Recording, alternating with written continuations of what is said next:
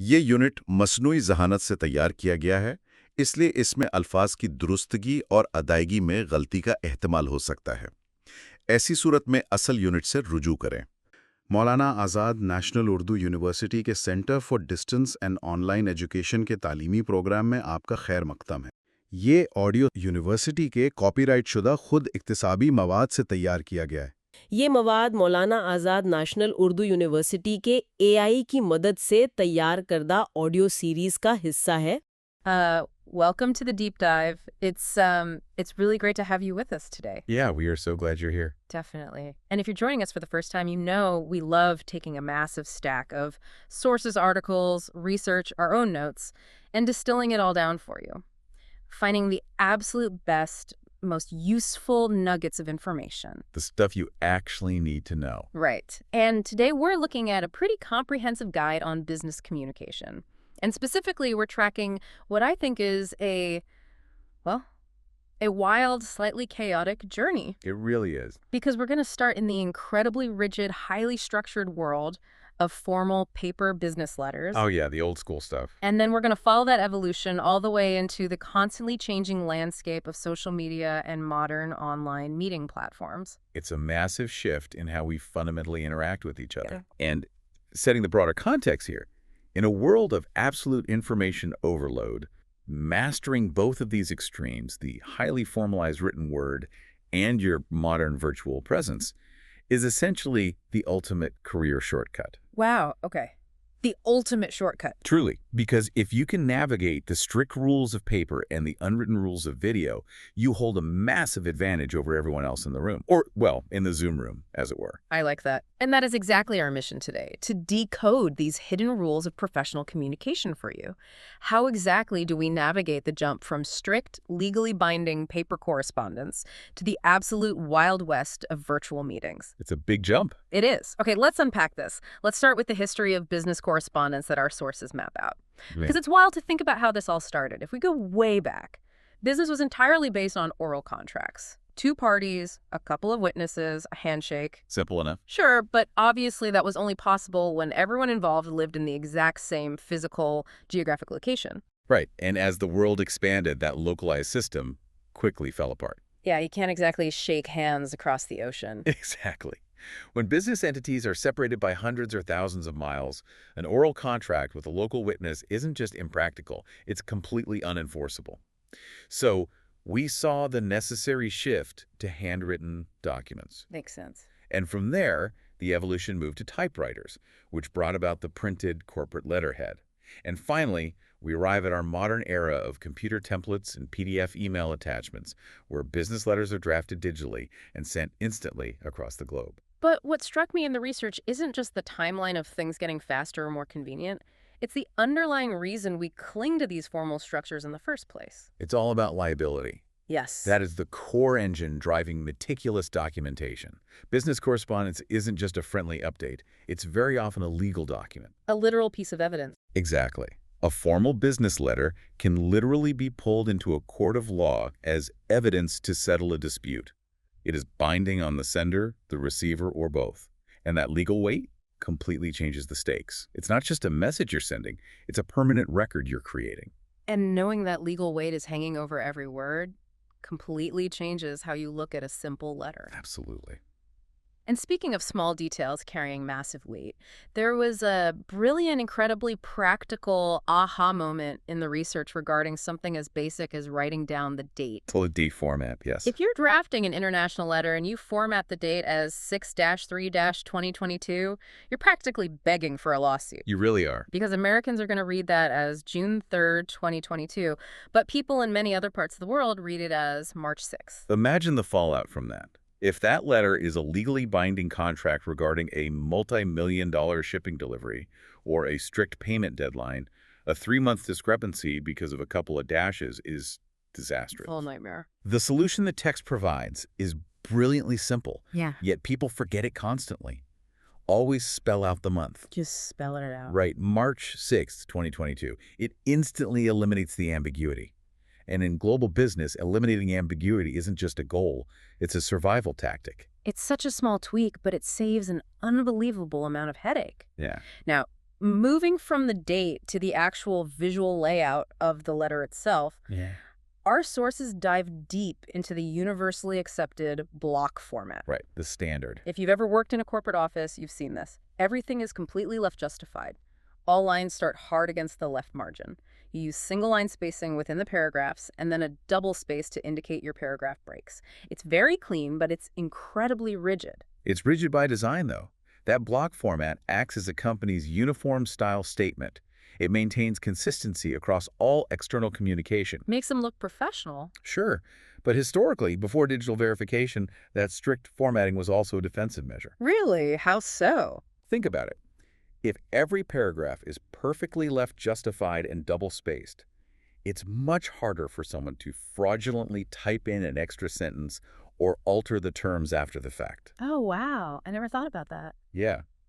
And the most sacred part of that entire document is the heading, or the letterhead. The research makes it clear that the letterhead, which includes the company logo, name, address, and the official's designation, is untouchable. No one is allowed to tamper with it.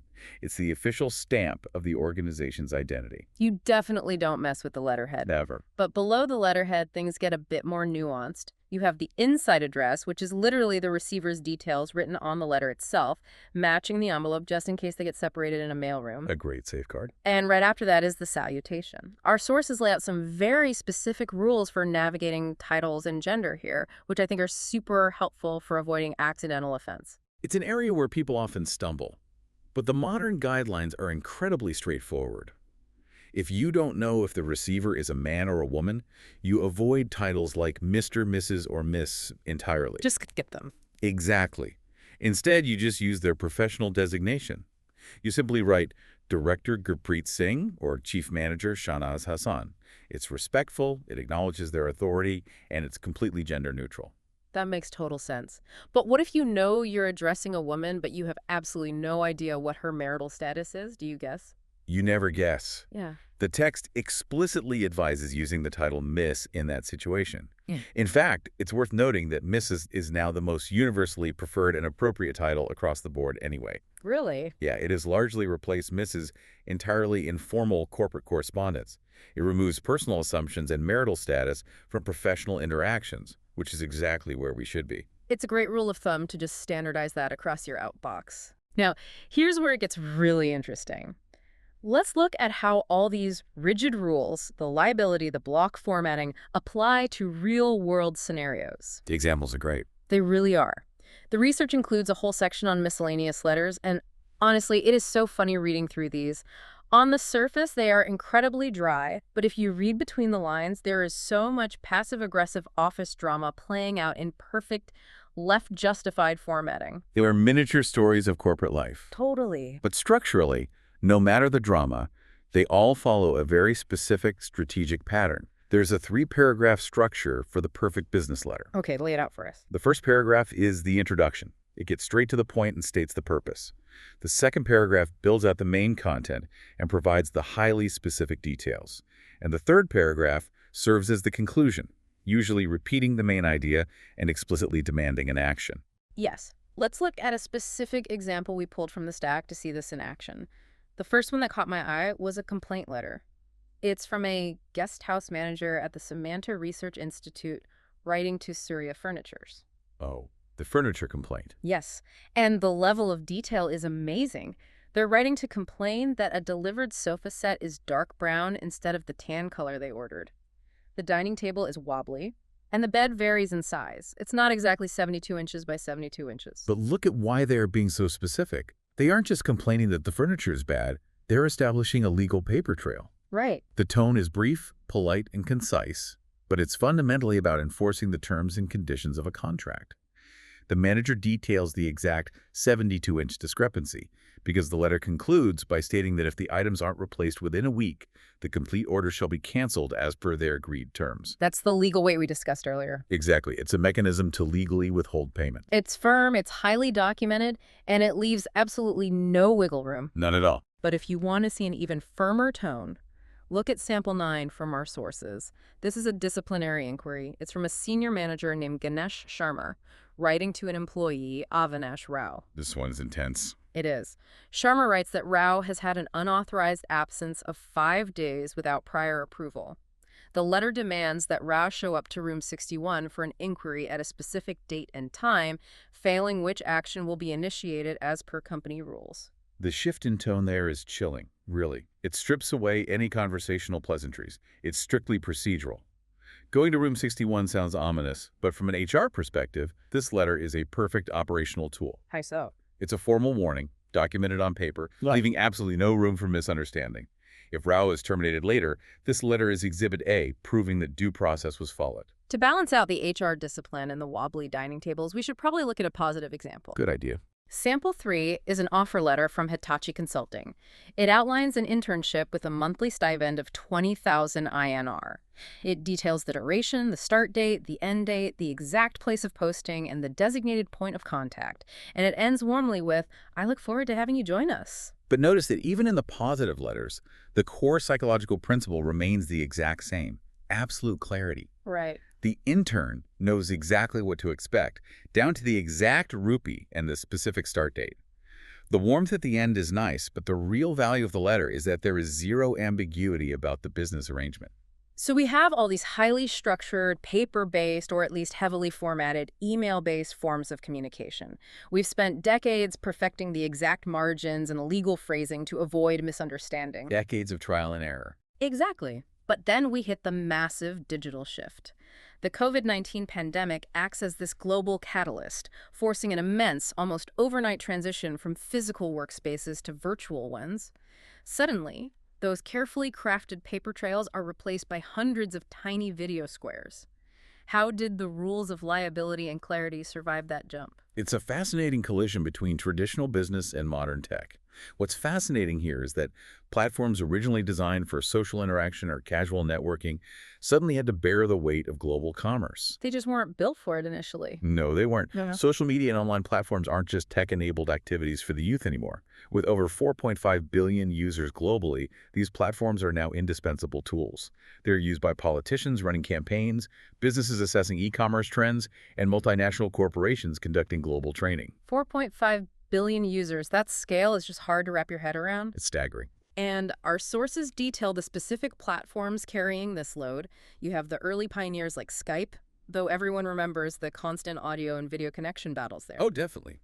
Can you hear me now? Exactly. Then Zoom takes over, becoming the absolute default for webinars and daily check-ins. And the research highlights how different tools cater to different capacities, which fundamentally changes how a meeting operates. You have GoToMeeting for groups up to 100, Microsoft Teams pushing that to 300 participants. Google Meet is often leveraged for its high privacy protocols and special dial-in numbers. And Zoho gets recognized in the space as well. But wait, if we're talking about scale, the research points out that platforms like Facebook Live allow hundreds of thousands of viewers to watch a broadcast simultaneously. I have to play devil's advocate here, though. Sure, you can reach 300 people on Teams or 100,000 on Facebook Live, but are you actually communicating with them at that point, or are you just broadcasting while they secretly check their emails? That is the critical distinction. Broadcasting is not collaborating. And that brings us to the core tension of this new era. Which is? Well, I pose the question to you and the listeners. Why do we still use these platforms so heavily, even when we don't strictly have to distance ourselves anymore? The convenience. The corporate world stays remote because of the undeniable massive financial advantages. Zero travel expenses, no paying for cross-country flights, no hotel boarding, no corporate lodging. You can pull an instant emergency meeting with global branch managers without anyone commuting. A single trainer can instruct 1,000 people at once, and you record it for anyone who is offline. It's an executive's dream for efficiency. It's brilliant for the budget, absolutely. But the research provides a very necessary reality check by highlighting the pitfalls of the virtual boardroom. And there are many. The biggest detriment isn't the software, it's the human cost. Virtual meetings severely stunt physical face-to-face interaction. We lose the physical cues that naturally pace a room, the body language, the eye contact. The sources argue this leads to a severe deficit in socialization and human contact. People are becoming highly skilled at operating the tech, but their interpersonal socialization is suffering. We're essentially trading human connection for logistical efficiency, And even on the logistical side, there are massive functional dangers. The technical barriers are obvious dropped calls or frozen screens that completely ruin the momentum and purpose of a meeting. It kills the vibe instantly. It does. But beyond the annoyances, there are severe security risks. The shift to video introduced the danger of hacking and Zoom bombing. The text explicitly warns that highly confidential meetings, say, discussing a multi-million-dollar merger or unreleased patents, simply cannot be held on standard online platforms. The risk of interception or unauthorized recording is just too high. Right, you don't negotiate a corporate buyout on a generic video link. Never. Okay, so we know the technology has flaws, we know the security is a risk, and we know we're losing our social skills. But the reality is, you and I, and everyone listening, are still going to be sitting in online meetings tomorrow morning. That's the reality. So how do we fix them? How do we make the virtual boardroom actually effective? The synthesis of the guidelines provided in our sources comes down to this. Having the right technology isn't enough. Human behavior actually needs to adapt to the medium. We can't act like we're in a physical conference room when we aren't. Yes. Let's go through these specific guidelines because I think we could all use a refresher. First, obviously, high-quality audio and video. But it's also stressed that reliable desktop sharing is absolutely crucial. Very true. If you're in a policy or business meeting, the visuals and the documents are central to the discussion. If you can't share your screen smoothly, the meeting is dead in the water. Furthermore, the barrier to entry must be zero. The sign-in process has to be incredibly simple.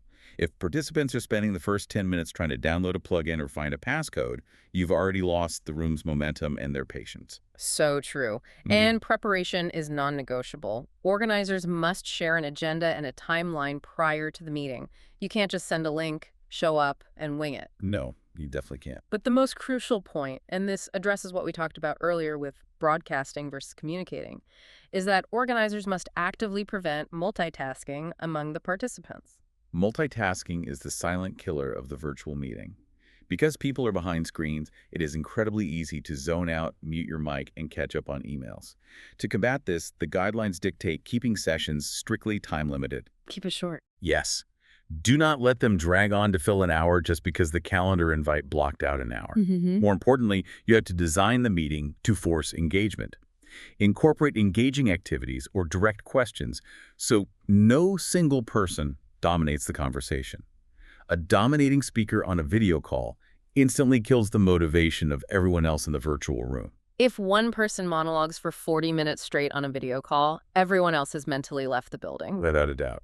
So what does this all mean? We've gone on quite a journey today through these sources. We started with the rigid anti-fraud origins of the block format paper letter, making sure your dates are spelled out to avoid lawsuits, and your wobbly 72-inch tables are documented to legally cancel a contract. The good old days. And we ended up navigating the highly efficient yet socially isolating world of the modern virtual meeting.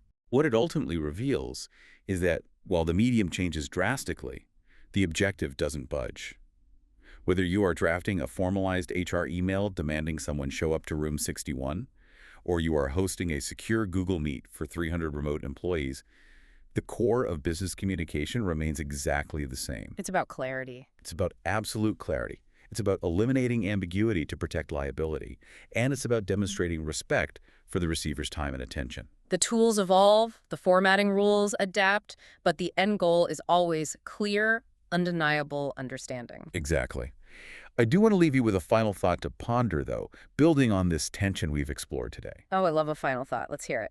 We've seen that virtual meetings strip away human contact and socialization in the name of total efficiency. As we continue to automate our written communication and digitize our faces on screens, will the most valuable business skill of the next decade actually be the intentional scheduling of inefficiency? Inefficiency. Yes. Things like a handwritten note or an unstructured in-person coffee chat with no agenda, just to prove to our clients and colleagues that we haven't lost our humanity. Wow. Scheduling inefficiency as a competitive corporate advantage. That is a fascinating lens to look through as we figure out where workplace culture is heading next. Thank you so much for joining us on this deep dive into the sources today. We hope you walk away with a few new perspectives for your own communication toolkit, whether you're typing up a legally binding document or trying to keep people awake in your next virtual boardroom. Until next time, keep learning and keep diving deep.